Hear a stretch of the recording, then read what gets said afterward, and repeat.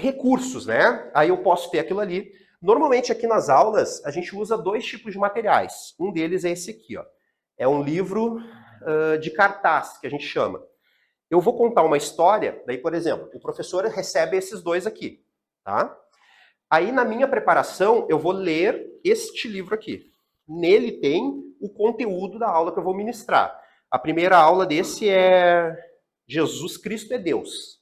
Esse é o tema dessa primeira aula aqui. Então eu vou estudar, vou ler o texto aqui e vou, né, decorar ele. Aí, no dia da aula, eu vou usar este livro aqui. Então, ó, Jesus Cristo é Deus. E aí eu vou mostrar para as crianças e contar a história. Então, de repente, eu mostrei isso aqui, Jesus Cristo é Deus. E aí eu posso, se eu quiser largar, e aí eu começo a falar coisas relacionadas àquilo ali, aquilo que eu estudei antes. Tá? Como é que eu posso mostrar para as crianças que Jesus é Deus? Que versículos eu posso usar? Então tudo isso vem da minha preparação. Aí continua a história, eu vou virar a figura e mostro a próxima figura para as crianças. Tá? É importante eu decorar a ordem, porque enquanto eu estou mostrando para vocês, eu não estou vendo. Tá? Claro, posso virar, dar uma conferidinha e tal e mostrar. Mas se decorou, fica mais fácil eu mostrar direto. Tá? E aí, por isso que é bom decorar, para eu não estar falando uma coisa que está mostrando outra, né? Ah, olha aqui, como Jesus foi crucificado nesse dia aqui. Estão vendo, crianças? Né? E aí as crianças, opa, tá errado, né? Então, tudo é parte da minha preparação, tá? Então, aquele ali é um material de... É um livro de figuras, assim, né? Que a gente usa para mostrar para eles e contar a história com aquelas figuras. Outro material que a gente usa é o livro de flanelógrafo. Tá? Flanelógrafo é isso aqui, ó, esse quadro aqui. Tá? Esse quadro é aquele que colam as figuras. Então eu tenho aqui uma figura que eu vou colar aqui nesse quadro. Ó. Ela tem um tecidinho ali que ela gruda e fica ali no quadro. Eu vou contando a história e vou montando as minhas figuras ali. Tá?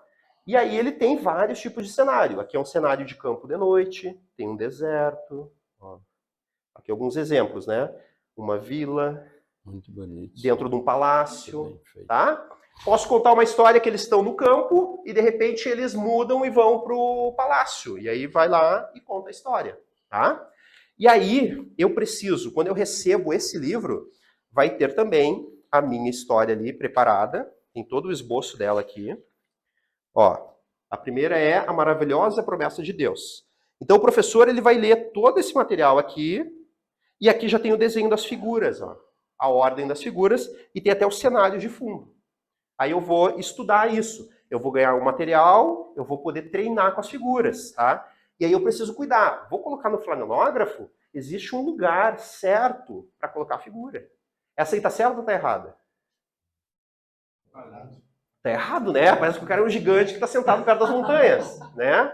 Então eu preciso cuidar isso. Na hora de preparar, quanto maior a figura, mais para baixo ele fica. Para tentar dar uma perspectiva, tá? Então eu preciso cuidar dessas coisas. Se é um anjo, posso colocar voando, tá? Então eu vou montando ele. Então aqui já ajuda bastante na preparação da aula. Aqui tem até sugestão de cânticos para quem quer cantar na sala com as crianças. Tem sugestão de versículo para decorar. Então já é um esboço aqui muito bom, muito interessante, tá? Normalmente, o tempo de preparação que vocês têm é 1 semana, tá? Para preparar a aula. Como todos vocês são novos, eu vou tentar fazer de que vocês peguem uma escala que eu consiga já agora separar materiais e entregar para todos vocês. Para que vocês tenham tempo de preparar isso, tá? Tempo aí é como se fosse uma ministração no culto.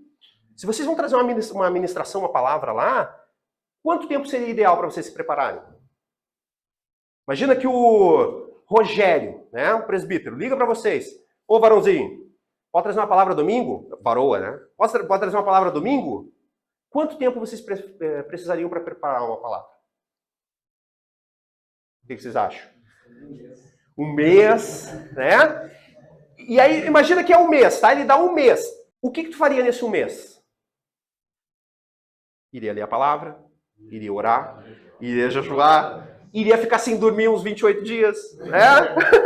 Ia ter todo um processo de busca de santidade. Hã? Simular o tempo. Essa é tremendo, tá? O que é simular o tempo? Isso é o que eu tô pensando, né? Tu vai preparar a tua lição, a tua palavra, e tu vai falar. Tu vai treinar, né? Eu já fiz de gravar, né? Gravar o áudio e falava. Porque às vezes no papel é uma coisa, tu falando é outra, tá? Então a gente precisa cuidar isso.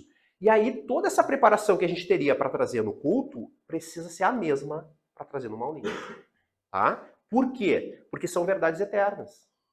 Eu estou ministrando com crianças, mas são verdades eternas. Podem salvar a vida de uma criança, tá? O Jonathan tem um testemunho disso, né? De uma palavra numa aulinha que foi extremamente importante para a vida dele. Numa aulinha, tá? Nós podemos ser usados por Deus para trazer uma palavra para uma criança. Por isso, a preparação, tá? Se for uma semana, se for um mês, se for, sei lá, 15 dias, usa esse tempo para preparar bem a tua palavra, né? Para criar o melhor possível para trazer para a criança. Eu tinha uma professora que ela me dizia assim, ó, dentro da sala, o professor precisa aprender a fazer chover.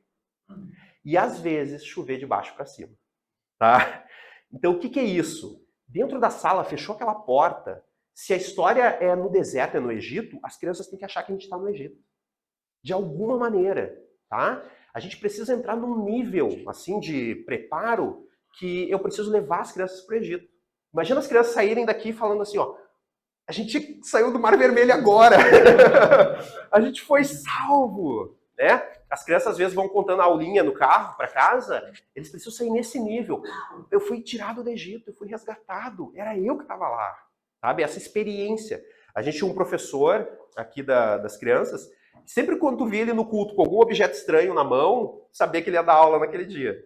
Né? Às vezes ele estava com um cacho de uva, às vezes ele estava com um travesseiro, alguma coisa diferente, era porque ele ia dar aula. Então esses elementos fazem a diferença, tá? Chamam a atenção.